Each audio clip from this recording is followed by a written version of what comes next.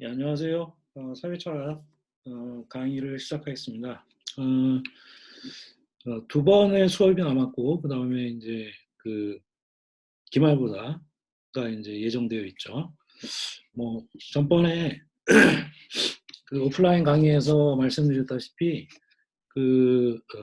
기말 시험이 지금 현재로서는 그 온라인 비대면으로 진행이 될 가능성이 크고, 그렇게 되면 오픈북 테스트로 진행을 하게 될 것 같고, 그 다음에 뭐 그 월요일 날 11시에 이제 제가 시험 문제를 일러닝 게시판에다 이제 올리면은 여러분들이 답안을 작성하셔서, 그래서 그 이메일을 통해 가지고 저한테 그날 밤 자정까지 보내주시면 됩니다.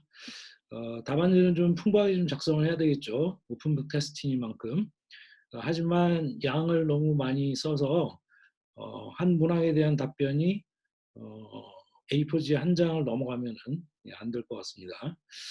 예, 만약에 넘어가게 되면 감점 요인이 된다라는 거 말씀드립니다. 그리고 그 오늘하고 그 다음에 다음번 수업에서 우리가 다룰 사람은 바로 이제 막스입니다. 칼 막스. 그래서 오늘은 주로 막스가 그 어,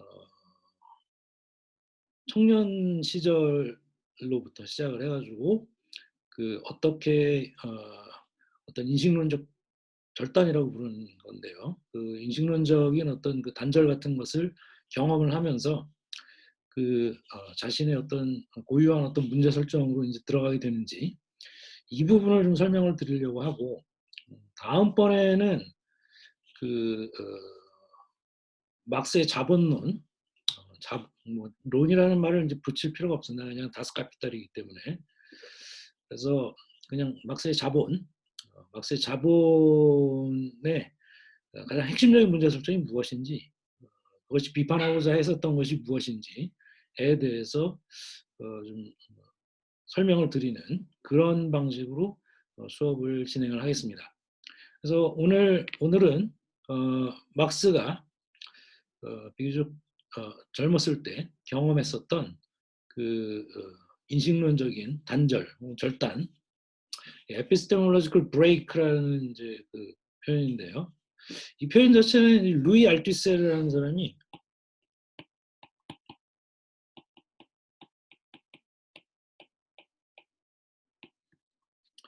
프랑스의 그 막시스트 이론가이고요, 철학자이고요. 그리고 1965년에 이 사람이 두 권의 이제 책을 내게 되는데, 하나는 그냥 자기의 글을 갖다 이제 모아놓은 책이고요. 그게 포브막스라는 그런 책입니다. 또 다른 책은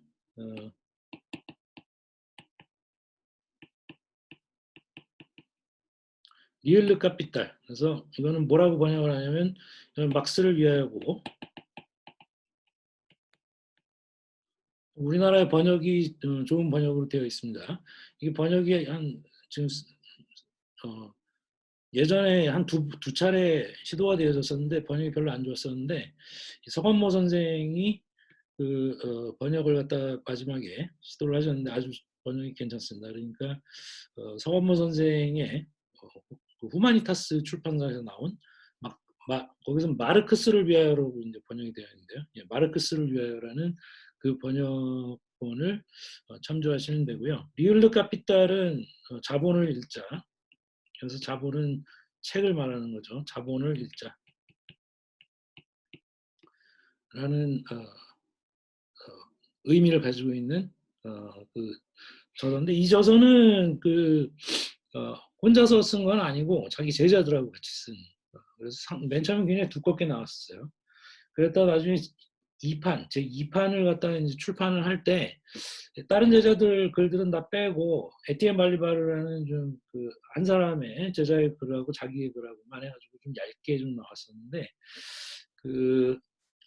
국내에 지금 번역이 되어 있는 거는 이 두 번째 판본, 좀 얇은 판본이 이제 번역이 되어 있고, 지금 제가 알기로는 몇몇 선생님들이 공동 작업으로 이 번역을 리얼리 카피탈 전체, 원래 1판, 제 1판의 번역을 갖다가 지금 진행 중인 걸로 알고 있습니다. 이게 좀 빨리 나와줬으면 좋겠는데 빨리 나와주질 않고 있어요. 아마 이제 작업에 좀 어려움들이 있는 것 같습니다. 어쨌든 이렇게 두 권의 이제 책을 1965년에 썼고, 이 두 저서를 통해서 알투셀은 굉장히 좀 유명한 철학자가 되었었죠. 막시스트 철학자가 되었었죠. 이 사람이 또 다른 걸로 이제 유명한 거는 이데올로기에 대한 연구로 굉장히 좀 유명한데, 이데올로기와 이데올로기적 국가장치들이라는 논문을 썼고, 이 논문이 거의 1969년, 70년 요때 이제 나왔는데요. 이 논문은 뭐 거의 이 20세기에 가장 많이 인용되는 논문으로, 논문 몇 편 안 되는 논문 가운데 하나로 알려져 있습니다. 자, 어쨌든 이 알투세르가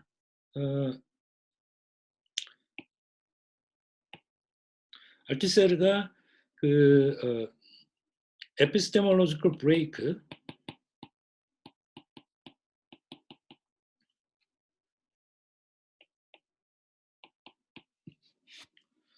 꾸피르 에피스테몰로지크 이렇게 불어에서는 쓰는데요. 같은 말입니다. 브레이크라는 뜻입니다. 그래서 이런 표현을 갖다 이제 사용을 하면서 막스가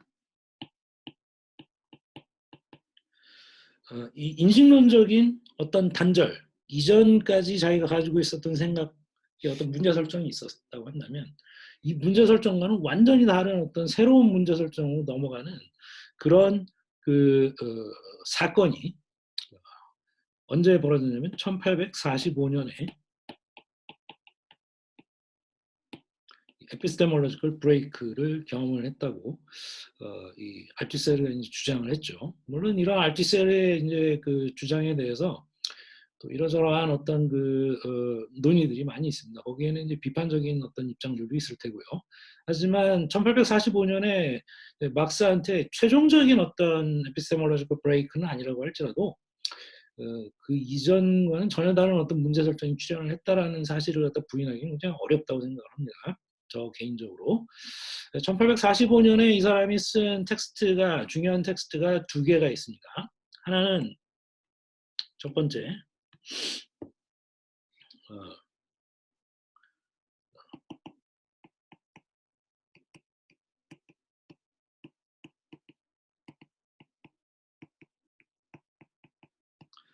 포이어바흐에 대한 태제, Thesis on Feuerbach라는 굉장히 짧은 텍스트예요. 11개의 태제로 이루어져 있는 아주 짧은 텍스트입니다.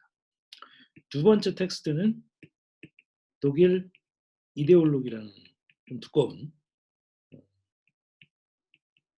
텍스트인데, 이 텍스트는 엥겔스하고 이제 같이 자기 평생 작업의 동반자였던 엥겔스하고 같이 이제 공동으로 이제 썼는데, 쓰고 나서 포에바에 대한 태제도 그렇고 독일 이데올로기도 막바로 출판이 된 건 아니고요.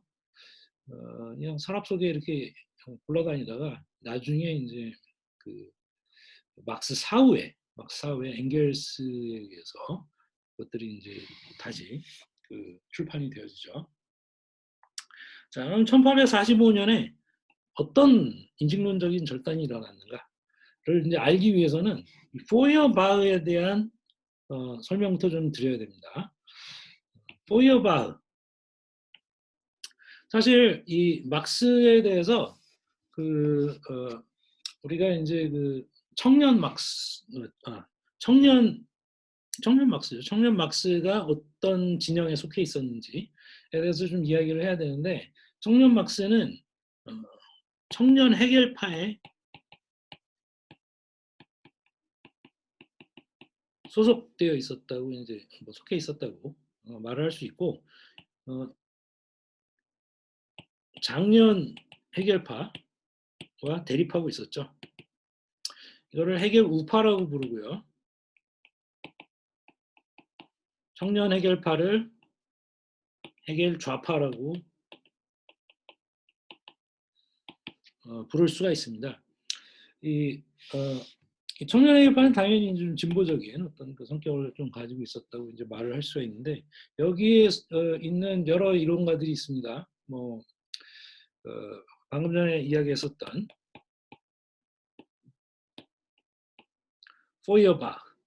포이어바흐라는 이 사람이 굉장히 유명한 그 청년해결파의 거의 뭐 이론적인 지도자와 같은 그런 어떤 영향력을 발휘하던 그런 어떤 사람이 있었고요. 이 사람 이외에도 뭐, 뭐 슈티르너라든지 그 다음에 막스 블러 뭐 그런 여러 그 이론가들이 있었어요. 뭐이 막스 자신은 좀 굉장히 더 젊은 그러니까 굉장히 후배인 그런 어떤 사람이었었고요. 포이어바흐라는 사람이 뭘로 유명하냐면은 기독교 비판 또는 뭐 종교 비판. 이 사람이 쓴 가장 유명한 텍스트는 기독교의 본질이라는 텍스트고 이 텍스트에서 이 종교라는 현상이 어떤 식으로 만들어지는지 그리고 그러한 어떤 것을 비판을 하고 그리고 이제 어, 극복하기 위해서 어떻게 해야 되는지 등등의 이제 그 이론을 전개하면서 비판 이론을 전개하면서 그러면서 가장 중요한 이 사람한테 있어서 가장 중요한 개념으로 이제 등장하는 게 바로 소외라는 개념, 에일리어네이션이죠.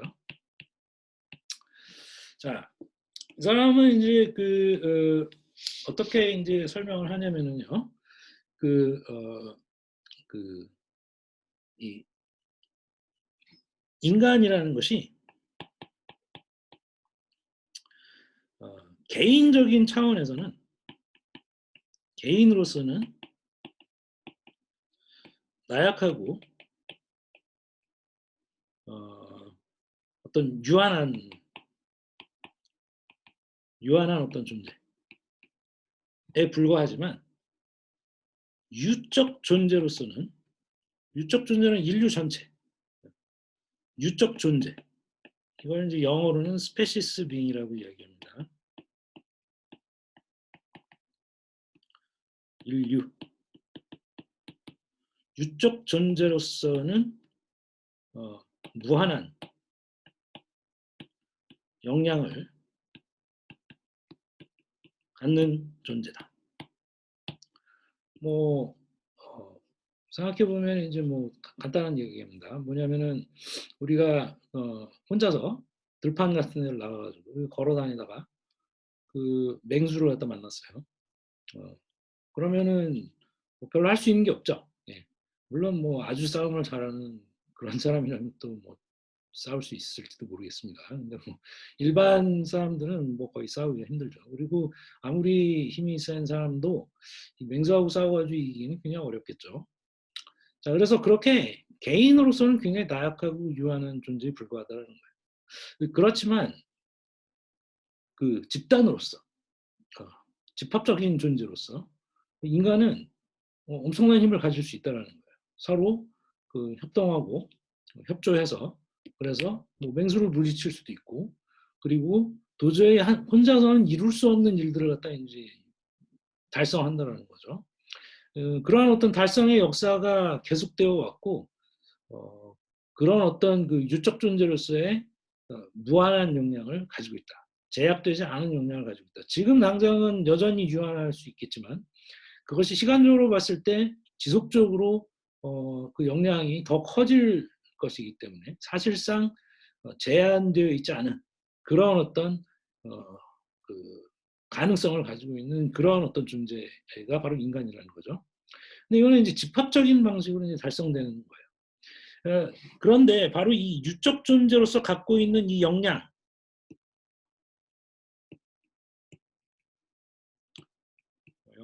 파워를 말하는데요. 이 역량은 원래 인간 자신의 것이라는 겁니다. 그렇죠. 뭐 개인의 것은 아니지만 인간들이 가지고 있는 능력이에요. 그런데 역사적인 발전 과정 속에서 바로 이러한 어떤 자기의 역량이 마치 자기의 역량이 아닌 것처럼 어떤 초월적인 존재, 다시 말해서 신의 역량인 것처럼 표상이 되어지고 어, 그 상상되어지는 그런 어떤 일이 이제 벌어지게 되는데 이거를 바로 소외라고 불렀습니다. 소외. 이 소외라는 말은 에일리어네이션이죠. 이 에일리언이라는 말 자체가 뭐 외계인도 에일리언이라고 부르죠. 외국인도 에일리언이라고 부릅니다. 그러니까 내가 아닌 타자, 우리가 아닌 어떤 다른 것 이런 것이 바로 에일리언이고요. 에일리언 네이션은 다시 말해서 이거는 어, 타자화라고 옮길 수도 있어요. 소외라는 말로 이제 소외라는 말이 정착되어 있지만 그 의미는 타자의 것으로 만드는 것.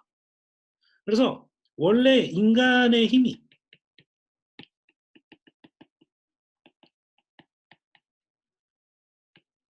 자기의 것이 아니라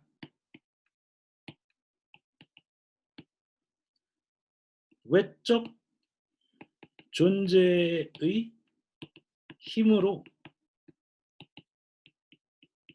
돌아와 어, 자신을 종속시키는 현상. 자기의 힘이 자기의 것이 아닌 타자의 힘인 것처럼 나타나서 자기를 종속시키는 그런 어떤 현상. 이거를 바로 소외라고 부르는 거죠. 에일리어네이션. 그래서 뭐 그런 거죠. 사실은 이 모든 어떤 역사적으로 인간이 달성한 모든 것들, 문명이든 뭐든 이런 것들은 다 인간 자신의 역량에 의해서 이룩한 것인데 그런데 마치 그것이 인간보다 훨씬 더 위대한 어떤 신이 예정하고 목적으로 삼고 그리고 그렇게 하도록 인도해서 인간이 그렇게 한 것처럼 이렇게 자기의 것이 아닌 것으로 이제 나타나게 되는 것 그것이 바로 이제 종교이고 또 종교에서 추앙되는 신이라는 존재가 바로 그런 어떤 거라는 거죠. 뭐 이렇게 생각해 보시면 좋을 것 같아요. 뭐 피라미드를 고대 이집트의 그 피라미드는 진짜 불가사의 중에 하나죠. 어떻게 저렇게 거대한 그 구조물을 갖다가 별다른 어떤 기술적인 어떤 뭐 기계라든지 이런 것들이 발달해 있지 않은 상태에서 인간이 어떻게 저걸 만들었을 수 있을까? 뭐 고대 이집트 그뭐 노예들이나 이런 사람들이 그걸 하나하나 돌들을 날라가지고 거대한 돌들을 날라가지고 그래서 그거를 쌓기 시작하고 그래서 어떤 이집트의 피라미드들이 이제 만들어졌을 텐데 그러니까 그건 누가 만든 거예요? 고대 이집트의 그 노예들이 만든 겁니다. 노예들. 그런데 이걸 다 만들고 나면 갑자기 짠 하고서 누가 나타나냐면 파라오가 딱 나타나. 파라오가 나타나서 아 이것은 바로 나의 능력을 보여준다. 이것은 나의 능력의 상징이다. 이런 식으로 말하자면 그거를 찬탈해 가는 거예요. 노예들이 만들어 놓은 것을 마치 파라오의 것이냐 자기가 찬탈해 가고 그리고 그 이집트 그 피라미드의 보여주는 어떤 거의 초월적인 그러한 어떤 숭고한 어떤 그 모습을 통해서 파라오의 권력을 더 강화시키는 그러한 것으로 나타나고 그리고 이집트의 노예들을 그래서 더 종속시키고 이러한 현상이 바로 소외라는 현상이라고 이야기를 할 수 있다는 거죠. 인간의 역사는 그래서 포이어바흐가 보기에는 아주 간단합니다. 뭐냐면은 맨 처음에는 인간의 능력 또는 역량이 자신의 것이었던 때 있었고 이것이 소외를 통해서 역사적인으로 발생한 어떤 소외를 통해서 신의 영향으로 나타난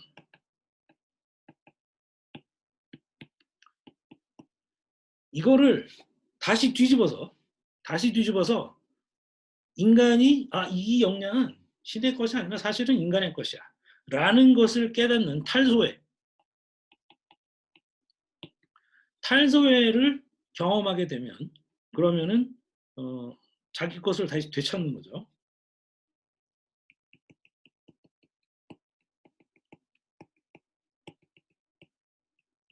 인간이 자기 자신을 실현을 한다는 거예요.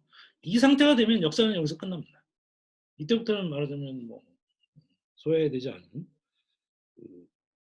그런 어떤 삶을 살아가고 사실상 역사가 여기서 종언을 하는 거죠. 네. 그래서 이런 소외가 역사적으로 일어났고 그리고 그것의 현상이 바로 종교고 또 신이고 이걸 다시 탈소외시켜서 인간이 자신의 주인으로 나타나는 것.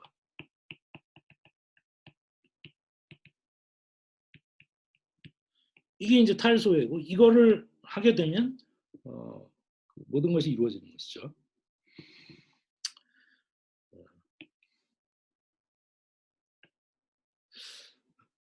그래서 이런 식의 이제 생각을 했었고, 그래서 여기서 이제 중요한 것이 이제 유적 존재로서 인간의 영향, 그것이 어떻게 소외되고 또 그 소외를 어떻게 탈소외시킬 수 있는지 이런 것들에 대한 논의들이 이제 담겨 있는 것이 바로 기독교의 본질이라는 그 텍스트라고 이야기를 할 수 있는데요.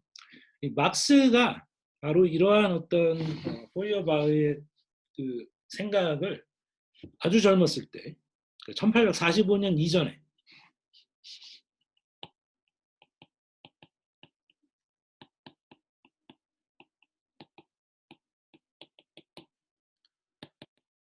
그대로 받아들였다.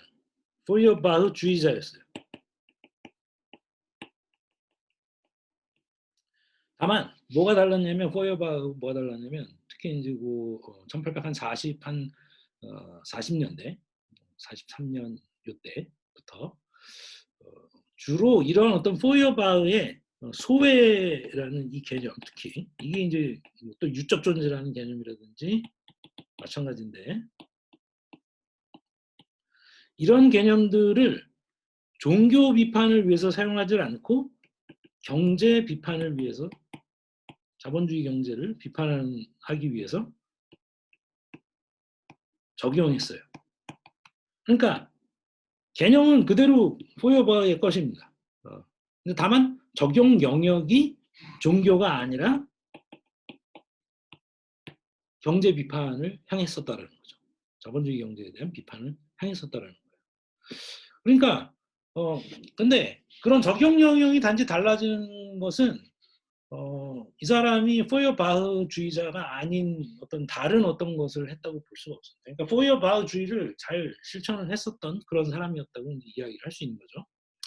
그래서 뭐 소외니 뭐 유적 존재니 뭐 탈소외니 뭐 이런 식의 그 논의가 그 1845년 이전의 막스를 다 지배하고 있었다. 그 사람의 논의를 지배하고 있었다. 이렇게 이제 이야기를 할 수 있습니다. 근데 1845년 이후에 1845년에 이 사람이 에피스테몰로지컬 브레이크를 경험하고 인식론적 절단을 경험하고 그러고 나서 이 막스한테서 이 소외니 무슨 유적 존재니 이런 식의 용어들이 전부 다 사라져버립니다. 완전히 사라져버려요. 거의 뭐 이제 막스가 이제 자본을 집필할 당시에 이제 그 준비를 위해서 쓴 텍스트가 이제 요강이라는 텍스트가 있는데 그 텍스트 이름 자체는 별로 중요 정치경제학 요강이라는 이제 그 텍스트가 있는데 거기에 조금 등장합니다. 소외라는 그런 말이라든지 이런 것들이 좀 등장을 하지만 사실은 그거는 이제 자본을 쓰기 위해서 준비 과정 중에서 이제 그 썼던 노트들 안에 있었던 것이고 이 사람이 그 소외라는 용어를 뭐 그 자본인 공식적인 어떤 출판물로서의 자본 1권 2권하고 3권은 엥겔스가 나중에 막스 사후에 이제 텍스트를 편집해 가지고 인제 내게 되는데 거기서도 그렇고 소외라는 용어를 쓰질 않아요. 예. 그 소외라는 용어는 아예 거의 버렸습니다. 사실 인제 1845년에 이 사람이 쓴 텍스트 중에 아까 전에 독일 이데올로기라는 텍스트가 있다고 그랬죠. 거기 보면 어떤 구절이 나오냐면은 "내가 지금 말하는 이 현상은 독일 관념론자들이 소외라고 불렀던 것이다."라는 식으로 이야기를 하면서 자기는 인제 더 이상 그 용어 안 쓴다라는 거죠. 그거를 인제 분명히 하는데 어쨌든 1845년 이전에 막스가 포이어바흐주의자였다면 그 이후에는 이런 용어, 이런 개념, 소외나 유적 존재나 이런 식의 개념들이 전부 다 사라져 버린다는 거예요. 사라져 버리고 완전히 새로운 개념들로 대체가 되어 버립니다. 그래서 여기서 무슨 일이 일어났는지, 무슨 일이 일어났는지를 우리가 좀 이제 살펴봐야 되는데요. 잠깐 쉬었다가 그랬다 이제 포이어바흐에 대한 테제라는 그 텍스트를 같이 보면서 그러면서 두 번째 강의를 이어나가도록 하겠습니다.